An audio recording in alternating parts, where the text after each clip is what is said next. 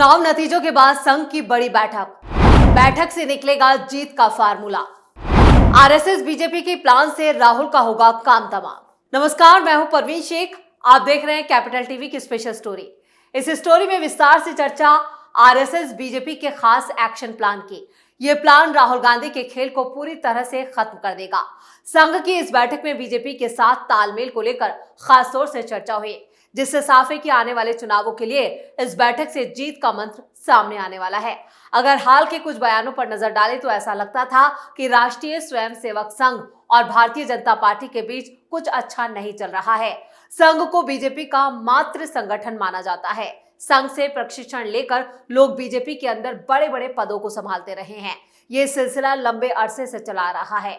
अटल बिहारी वाजपेयी, लाल कृष्ण आडवाणी, नरेंद्र मोदी जैसे कई बड़े और दिग्गज नेता संघ की शाखाओं से निकलकर राजनीति में आए, लेकिन 2024 के लोकसभा चुनाव के नतीजों के बाद जिस तरह से संघ के खुलकर बयान सामने आए, उससे ये बात साफ है कि कहीं ना कहीं कुछ खटपट जरूर थी, जिसे दुरुस्त करने की जरूरत थी। और अब झारखंड में संघ की इस बैठक के जरिए इसे सुलझा लिया गया है।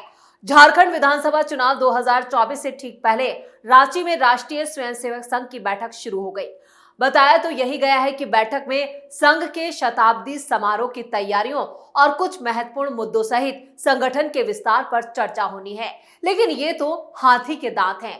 असल बात तो यह है कि लोकसभा चुनाव में बीजेपी को मिले झटके से उबारने की रणनीति पर चर्चा होनी है। वैसे आरएसएस के प्रचार प्रभारी सुनील आम्बेकर का कहना है कि बैठक में हाल ही में हुए प्रशिक्षण कार्यक्रमों और विभिन्न शाखाओं से जुड़े काम पर संघ की बैठक में चर्चा होनी है। संघ प्रमुख मोहन भागवत और दत्तात्रेय होसबोले की निगरानी में 3 दिनों तक चलने वाली बैठक में इंडियन एक्सप्रेस के मुताबिक बीजेपी अध्यक्ष जेपी नड्डा और महासचिव बीएल संतोष के भी शामिल होने के आसार है। संघ की ये बैठक रांची में ऐसे वक्त पर हो रही है जब झारखंड के साथ साथ महाराष्ट्र और हरियाणा में जल्द ही विधानसभा के चुनाव हैं। झारखंड में तो बीजेपी की कोशिश सत्ता में वापसी की है, लेकिन महाराष्ट्र और हरियाणा में सत्ता बरकरार रखने की चुनौती है। और लोकसभा चुनाव में खराब प्रदर्शन के बाद तो ये बीजेपी के लिए सारे ही विधानसभा चुनाव में बेहद महत्वपूर्ण हो गई है। झारखंड में संघ की बैठक क्यों है महत्वपूर्ण? 2024 के लोकसभा चुनाव में झारखंड के आदिवासी इलाकों में बीजेपी को करारी शिकस्त मिली। आदिवासियों के लिए रिजर्व सभी 5 सीटें बीजेपी हार गई। केंद्रीय मंत्री अर्जुन मुंडा भी अपनी सीट नहीं बचा पाए। झारखंड में अब से 3 महीने बाद विधानसभा के चुनाव हैं। झारखंड गठन से लेकर अब तक के 24 साल में यहां करीब 14 साल बीजेपी की ही सरकार रही है। झारखंड के अलावा इस साल के आखिर में महाराष्ट्र, हरियाणा और जम्मू कश्मीर में भी चुनाव हैं। हरियाणा और महाराष्ट्र में एनडीए की सरकार है, लेकिन दोनों ही जगहों पर लोकसभा चुनाव में बीजेपी की हार हुई। नामकुम से निकलेगा झारखंड जीतने का फार्मूला। साल 2019 में भी विधानसभा चुनाव से ठीक पहले आरएसएस ने रांची में बैठक की थी। ये बैठक सितंबर महीने में की गई थी और इसका नाम चिंतन बैठक दिया गया था। हालांकि 2019 में हुए चुनाव में बीजेपी की झारखंड में हार हो गई। जेएमएम और कांग्रेस गठबंधन ने राज्य में मिलकर सरकार बना ली। ऐसे में चुनाव से पहले आरएसएस की इस बैठक को लेकर चर्चा है कि क्या इस बार नामकुम से कोई जीत का फार्मूला निकलेगा, जिसके सहारे बीजेपी सत्ता में वापसी कर पाएगी। संघ ने 2022 में अपने संगठन में आखिरी बदलाव किए थे, लेकिन हालिया लोकसभा चुनाव में बीजेपी और संघ के बीच का तालमेल ठीक नहीं था। यही वजह है कि कई जगहों पर खुलकर बीजेपी के बीच आंतरिक गुटबाजी देखने को मिली। संगठन के साथ साथ संघ के सामने आदिवासियों को भी साधने की चुनौती है। राज्य में करीब 26% आदिवासी समुदाय के लोग रहते हैं। संघ झारखंड में आदिवासियों को साधने के लिए लंबे वक्त से जुगत लगा रहा है। अकेले संथाल परगना में संघ के 8000 शिक्षक स्कूल चल रहे हैं। हालांकि इसके बावजूद आदिवासी हिंदुत्ववादी संगठन की तरफ मूव नहीं कर रहे हैं।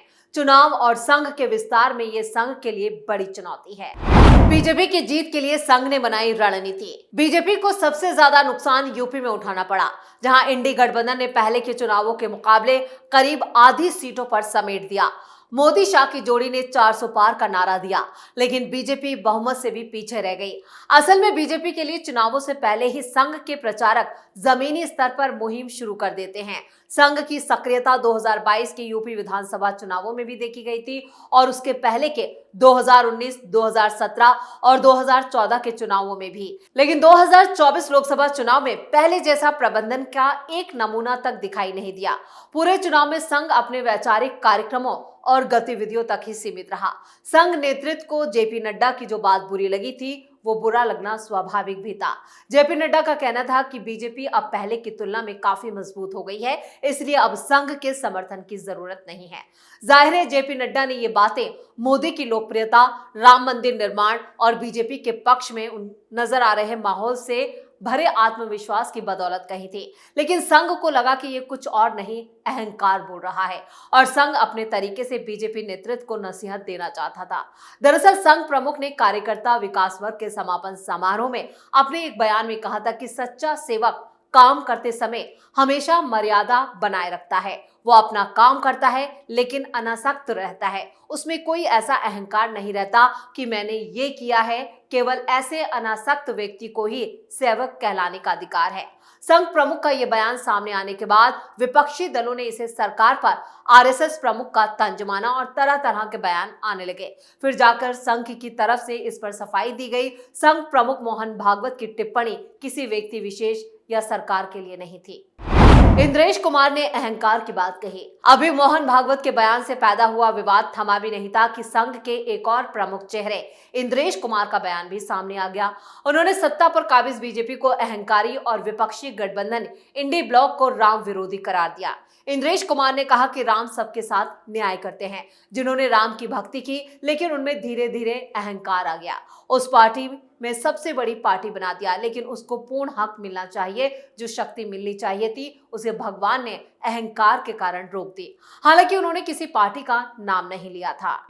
इंद्रेश कुमार ने लिया यू टर्न। इंद्रेश कुमार ने जयपुर के पास कनौता में राम रथ अयोध्या यात्रा दर्शन पूजन समारोह को संबोधित करते हुए ये बात कही। इंद्रेश कुमार आरएसएस की राष्ट्रीय कार्यकारिणी के सदस्य हैं।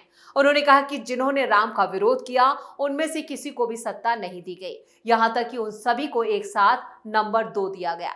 जो लोग राम की पूजा करते हैं उन्हें विनम्र होना चाहिए और जो राम का विरोध करते हैं भगवान स्वयं उनसे निपटते हैं। हालांकि विवाद बढ़ने के बाद इंद्रेश कुमार को भी अपने बयान पर सफाई देनी पड़ी।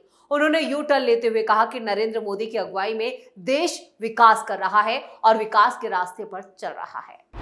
संघ और बीजेपी के बीच सब कुछ हुआ ठीक। संघ के शीर्ष नेतृत्व की तरफ से आए इन बयानों से ऐसा लगा कि संघ और बीजेपी के बीच कुछ ठीक नहीं चल रहा। इसे दुरुस्त करने की जरूरत है। लोकसभा चुनाव में उत्तर प्रदेश में बीजेपी को एक बड़ी हार का सामना करना पड़ा। उसकी सीटों की संख्या पिछले चुनाव की तुलना में घटकर आधी रह गई। इन हालात के बीच संघ प्रमुख मोहन भागवत और यूपी के सीएम योगी आदित्यनाथ की मुलाकात। इन दोनों की मुलाकात में सियासत से जुड़ी क्या बातें हुई, लेकिन अब रांची में संघ की बैठक में जेपी नड्डा अगर शिरकत करते हैं तो ये बीजेपी और संघ के रिश्तों को नया आयाम देगा।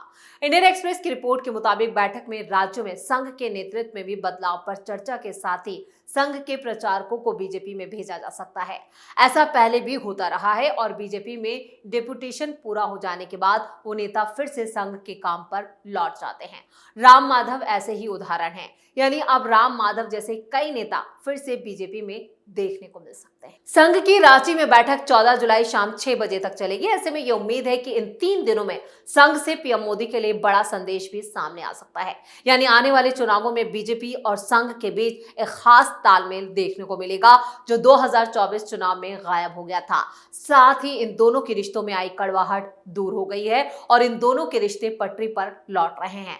संघ की बैठक में सर संघ चालक डॉक्टर मोहन भागवत और सर कार्यवाहक दत्तात्रेय होसबोले के साथ सभी सह सर कार्यवाहक और सभी के प्रति प्रांत प्रचारक और सह प्रांत प्रचारक और क्षेत्र प्रचारक और सह क्षेत्र प्रचारक सभी कार्य विभाग की अखिल भारतीय अधिकारी और संघ प्रेरित विविध संगठनों के अखिल भारतीय संगठन मंत्री भी मौजूद रहे। संघ की इस बैठक से उम्मीद है कि 3 राज्यों में बीजेपी की जीत का रास्ता सामने आ सकता है। यानी कि इस बैठक के बाद मोदी के लिए एक बड़ा संदेश आएगा और 3 राज्यों में यहाँ पर जो चुनावी खेल है, जो चुनावी खेल खेला जा रहा है विपक्ष की तरफ से, वो पूरी तरह से पलट जाएगा। यानी संघ ने अपनी बिसात बिछा दी है और बीजेपी को जीत का मंत्र दे दिया है। स्पेशल स्टोरी में इतना ही। वीडियो कैसा लगा कमेंट करके अपनी राय जरूर दें। वीडियो को लाइक करें, शेयर करें और कैपिटल टीवी को सब्सक्राइब जरूर करें। नमस्कार।